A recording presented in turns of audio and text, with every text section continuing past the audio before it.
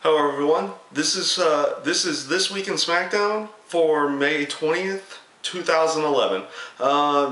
Essentially, this is the just like Monday Night Raw. This is the go home show for Smackdown for Sunday's pay-per-view at Over the Limit. And honestly, I will go off and say that SmackDown was a very entertaining show with an okay setup for Sunday.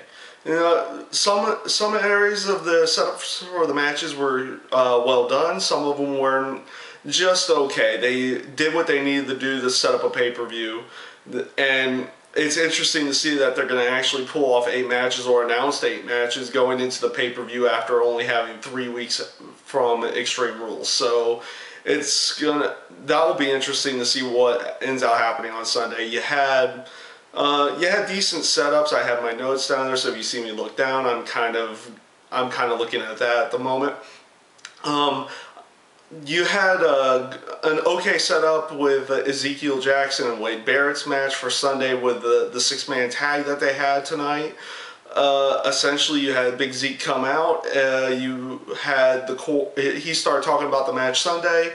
The core came out to attempt a 3-on-1 beatdown. And Teddy Long essentially set up a 6-man tag with Big Show, Kane, Ezekiel Jackson versus the Core.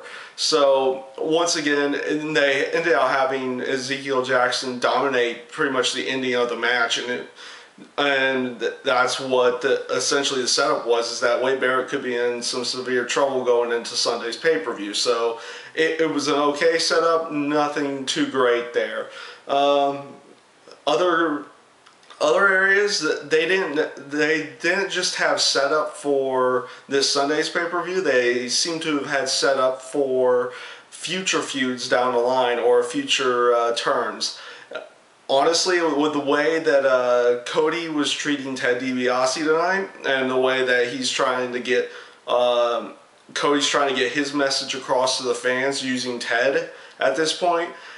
Something smells like a little bit of a face turn for Ted DiBiase here in the near future. We'll see where that actually goes, but they had a setup where Ted was using the paper bag and saying he was a hideous person and everything like that. But I have a feeling you might be seeing a face turn somewhere in the future for Ted DiBiase. But that also goes to say that we might be seeing a heel turn and someone returning to heel who's been face for an extremely long time, which is the Great Khali.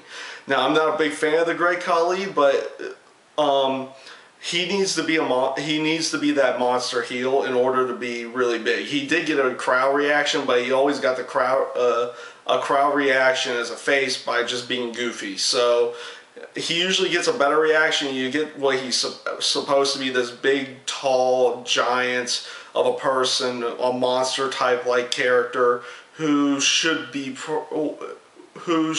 at this point looks like he's going to be a heel here in the near future.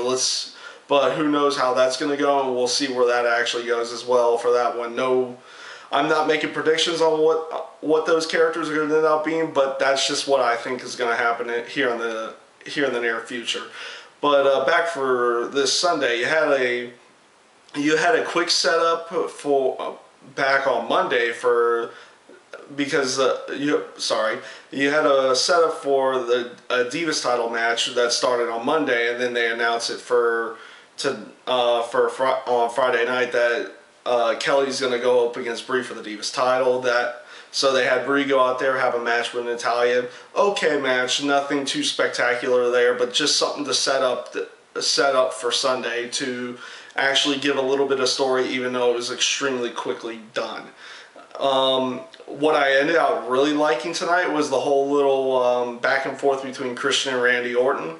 Christian started off the show, had his match with Sheamus, won the match, and Mark Henry comes down to start the beating out of Christian.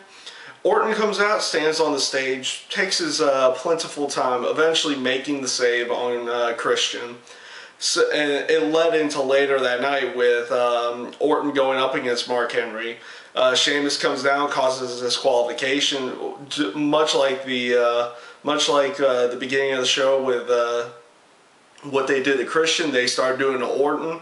Christian comes out and kind of just returns the favor. I extremely liked what they did there for that. It was a nice little tidbit and setup for Sunday that was, I would say, a bit nice and a little bit not out of the ordinary, but just a little bit different than what they normally do with their situations for the world title.